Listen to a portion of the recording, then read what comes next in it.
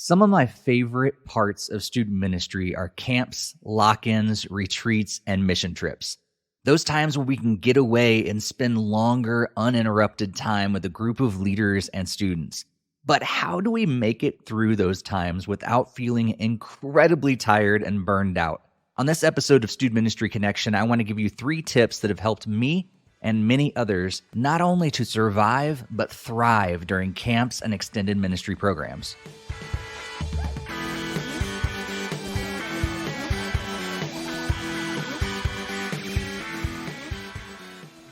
Welcome to Student Ministry Connection, a podcast for those who serve in student ministry, want to connect, and desire to grow. My name is Steve Cullum, and in my 20-plus years of serving in student ministry, I have attended so many camps and retreats. I have served on over 15 mission trips, and I've led who knows how many different retreats. And I'm also one of those weird youth leaders who actually likes lock-ins. Why? Because I believe there's something special about pulling students out of their normal lives and providing a dedicated time to connect with God and others. In fact, if you listen to the episode before this, you know how much I believe in these kinds of ministry programs. On that episode, my friend Jeff Harding and I talked about preparation, engagement, and follow-up strategies of a successful camp. But today I want to talk to you about you and your leaders. This last week, I had the opportunity to serve at a CIY Move conference as the campus pastor. So my responsibilities were to care for the youth leaders, provide a daily devotional thought at the morning leaders meeting, and lead an elective workshop for students who were feeling called into ministry. And while I had various questions from leaders throughout the week, one popped up a few times that did not surprise me. It's also a question that I've gotten from my own volunteers and interns and staff and fellow youth pastors over the years. How do I make it this week without getting burned out? I'm so tired from all the long conversations, the late nights, the discipline issues, the teenage drama, the spiritual conversations, the loud music, the unhealthy food, the thin mattresses, and trying to be an example for students all the time. How do you still have the energy, Steve? And why in the world would you say you wanted to do a lock-in this next month after all this? Again, that's exactly what we're going to be talking about on this episode of the podcast. But before we jump into any of that, let's pause and thank the sponsor for this episode. G-Shades is a youth ministry curriculum and teaching strategy focused on helping students see everyday life situations through the lens of the gospel. G-Shades has options to fit everyone as well, with 3 plans to choose from. This curriculum gives you the resources that you need to do what you do better. Do you need message outlines, a discussion guide, and a game? That's just $20 a month. If you're looking for a higher production value, including bumper videos, Instagram devotionals, and parent guides, that's $30 a month.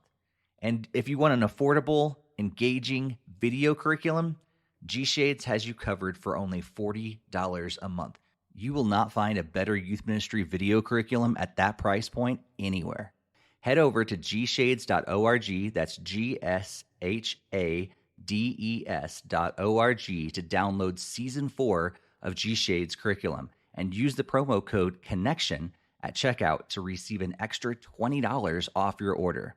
G-Shades, seeing life through the lens of the gospel. Thank you, G-Shades, for sponsoring this episode of the podcast. You can find the link to G-Shades in the podcast show notes. When it comes to camps and retreats and lock-ins and all of those different types of extended ministry programs, it's something I really enjoy. But I feel like there's also a few things that I've learned over the years to allow me to have more energy.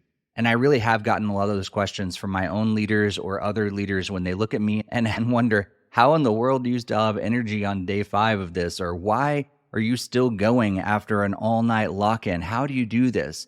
Well, I have learned some different tips over the years, and some of those tips were taught to me, some of those were learned the hard way. But I wanted to share 3 of those tips with you today, and hopefully they'll be able to help you, but also maybe your youth leaders or volunteers on your team or other youth leaders you know as well. And no, I'm not going to just encourage you to drink a lot of coffee or energy drinks or something like that. In fact, I think we need to take care of ourselves. Many of you have probably heard of R&R, like rest and recuperation. Well, today I wanted to offer you RBR. The first R is relationship. Don't forget about your relationship with Jesus. In fact, of the 3 tips that I'm going to offer in this episode, this is the most important. Don't forget about your relationship with Jesus. And some of you that are brand new in ministry are probably thinking, Steve, that's crazy. Why would I ever forget about my relationship with Jesus? But if you've been in ministry for any length of time, you probably realize sometimes, and we get focused so much on the doing of ministry that we forget about the being with Jesus part of it. So as we're in the middle of a camp or mission trip or lock-in or any time where we have an extended time with students, of course we need to be focused on the students, but let's not forget about Jesus, the main reason why we are there. Yes, it's for those students and to help them know Jesus, but if we're not connecting with Jesus, then we really are just kind of hanging out with teenagers and that's it. So let's focus on our own relationship with Jesus. What could that look like? Well, number one, it looks like just spending time with him on a regular basis. But it also means going into worship times and actually focusing more on Jesus than you are all those students that need to be paying attention. We need to be sharing the responsibility and, of course, making sure students aren't causing trouble or anything like that. But where you can, focus on worshiping God. And also take those times where you can throughout the day to just pray or read your Bible, or do whatever it takes to get you focused on Jesus. And doing that before and after is also really important. I think we can look to Jesus himself for an example. You'd think if anybody was incredibly busy, it'd be Jesus with all the things that he needed to do. But as Alan Fadling and many others have reminded us, Jesus always remembered to take time and be with his Father. So take time and be with your Father. Don't forget your relationship with Jesus. Exceptions are exceptions, and they're going to happen sometimes where you can't pull away like you really want to. But as Adam Mabry says, if you let something flex too much, it warps. So don't let it warp. Make sure you're spending time with Jesus. Don't forget your relationship with him. The second tip has to do with boundaries. Hang out with students, but make sure it's not 24/7.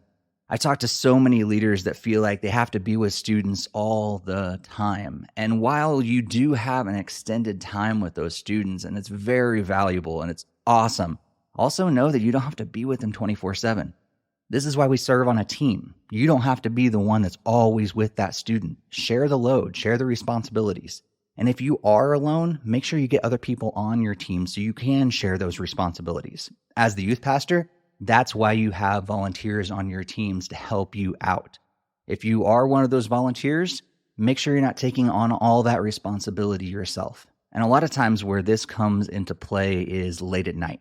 I've talked to so many youth leaders over the years that say they have this long day with so much going on, and they've been going from 6 or 7 in the morning all the way to like midnight or later because students just need them, and they're talking late into the night and having questions about their faith and about relationship with Jesus and all these different things. There's just great conversations, but do they have to happen after midnight? Or could you actually say to a student, hey, those are great questions, but can we rest on those tonight and talk about it more over breakfast tomorrow morning?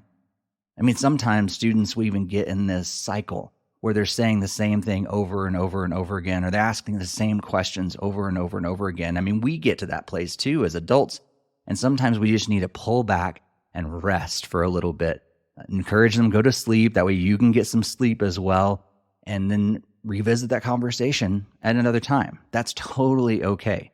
If a student is not on the verge of hurting themselves or hurting someone else or something like that, that would definitely need your attention right in that moment, and that is the only time you can do that, I encourage you to put up some boundaries. And one of the best ways that we can do this is to practice saying no, or at least not right now. Take some time for yourself during the week as well. Make sure you're not pouring out constantly throughout the week because that will drain you. And the final tip has to do with rest. And when I say rest, I mean physical rest. Rest in your relationship with Jesus is important. We've already talked about that. But I want to talk about physical rest before, during, and after these events. Many times we think of only resting after camp or a retreat or an overnighter. But the reality is that we need to rest before and during as well. I recommend taking a half day for every full day of an extended program. So, for example, if you are going on a 5-day retreat, I recommend taking about 2.5 days to rest. I would usually split this up as 1 day before and 1.5 days after. You could also do a half day before and 2 days after. Be sure to not be legalistic about it. The point is that we need to take time on both ends of the event. So make sure you're working in that comp time as well. And if your leadership doesn't allow you to have any sort of comp time, I would encourage you to have a conversation with them, especially if you're working at the church. That really does need to be worked into your regular time. But if you're a volunteer, make sure you're working in some time where you can also rest before and after. I know it's hard as a volunteer, and sometimes it's near impossible, but try to make that time before and after. But also we need to make sure to look for times during the event that we can pull away and rest during a camp or overnighter as well. There will be times where you need to go strong, but there's other times where you can probably pull away for a half-hour nap. Remember, Jesus took naps, so be like Jesus. I'm not a huge nap person myself, but I do make sure to take some time away. Maybe if there's an extended rec time in the afternoon of 3 hours, let's say, you don't need to be going strong for 3 hours straight in the heat of the day. Take a half an hour. That's totally okay. And if you don't feel like you can take that rest for whatever reason, maybe it's time to evaluate yourself and also have a conversation with your leader. Maybe you're a volunteer and you're talking with your youth pastor about making some time in the afternoon to actually go and rest as a leader. You want to be the best you can be. So make sure you're taking some time to rest before, during, and after this event. So as a reminder, it's about your relationship, boundaries, and rest. Make sure you're focusing on all three of those in order to thrive at this camp, overnighter, retreat, mission trip, or whatever you're doing at an extended program. I also want to make some recommendations for those of you that want to learn more about this, especially around the idea of avoiding burnout or coming back from a season of burnout or anything like that. I've had James Saban on the podcast twice in the past on episode 34 and 90. On episode 34, he talks about his own burnout and how he overcame it. And on episode 90, he looks back and shares some ways to avoid burnout and falling back into burnout. You can also check out the Youth Ministry Soul Keeper podcast with James Saban and Todd Parridge. The podcast is all about taking care of your soul as a youth leader. And I also want to recommend the Free Refills podcast by National Network of Youth Ministries. In fact, I'm going to be a guest on that one really soon. And then there's 3 books I want to recommend. The first is The Art of Rest by Adam Mabry. It's a really short book, but it has so many amazing things. If this has piqued your interest about how to rest well and be with Jesus and not get burned out, The Art of Rest is going to take you to the next level times 10. It's a great book. Also, I want to recommend The Myth of Balance by Frank Beeler. A lot of times we talk about, well, if I can just get my life and my work balanced, and he says that's actually just a myth and talks about how you can focus on the right things at the right time. And finally, I want to recommend again An Unhurried Life by Alan Fadling. This is an amazing book that helps you focus on the right things. And again, as he says that Jesus was unhurried. He was not a busy person as he went about his ministry. But yet so many times we focus on being busy and we fill our lives with so many different things and we wear that as a badge of honor. But instead we need to be unhurried and focus on the right things. So I'd recommend all 3 of those books, and I'll make sure to put all the links to these podcasts and the books in our show notes. And on top of all these resources and tips we've already offered, I also reached out to our community on social media, and we had some people respond on both Twitter and Instagram. On Twitter, Matt Beeman says, hydrate starting 48 hours before, set expectations early and often, communicate what's now and what's next, know what's going to push your limits, and bring comfortable treats. Those are some good tips. And over on Instagram, Brendan Schloss says, take time throughout the day to spend time with God. Read something not related to the week of camp. And Cameron Sargent says, always have people to pray over you and speak truth. Thank you all so much for sharing your wisdom there on social media, and I think we might do this more moving forward, so make sure you follow us over on Instagram, Twitter, and Threads. And if you enjoyed this podcast and have not subscribed yet, I encourage you to do so on your favorite podcast app or also on YouTube. I also encourage you to consider sharing this episode with someone else who you think would enjoy it or maybe needs to hear some tips on how to thrive during camp or a lock-in. Also, if you enjoyed this podcast and feel led to support my ministry through National Network of Youth Ministries, you can follow the link in the show notes. As I said back in episode 105, I am so blessed to do what I do through this podcast, but also supporting youth leaders, uniting the church, and reaching teenagers for Jesus. And I could not do that without God, of course. but also without your partnership. So thank you in advance for your prayers and your financial support. And speaking of National Network of Youth Ministries, I want to make sure you all know about a big initiative that we're going to have on August 15th through the 17th of 2023. In our mission to reach every teenager with the gospel, school campuses and detention centers are on the front lines, where 81% of the teenage population spends 3/4 of every year. So during our Footprints and Funds campaign from August 15th to 17th of 2023, we'll be gathering at schools and juvenile detention facilities across the nation to live out Joshua 1:3 and claim that ground in preparation for the new year of ministry. We invite you to partner with us to reach more students this school year than ever before. Join our team on a prayer walk in your city and place your footprints on a campus and prayerfully consider a special funding gift to help us as we serve youth leaders and reach teenagers for the gospel. Please be sure to reach out if you have any questions. We covet your partnership, and I cannot wait to share more with you about this event in the near future on my social media channels and also my ministry newsletter. Let's continue to unite to advance the gospel to every teenager. And before we go, I also want to thank G-Shades for sponsoring this episode. Check out their website at gshades.org and use the promo code CONNECTION to save $20 off your order. And while you're there, be sure to check out their blog and the brand new book from G-Shades founder Mike Haynes.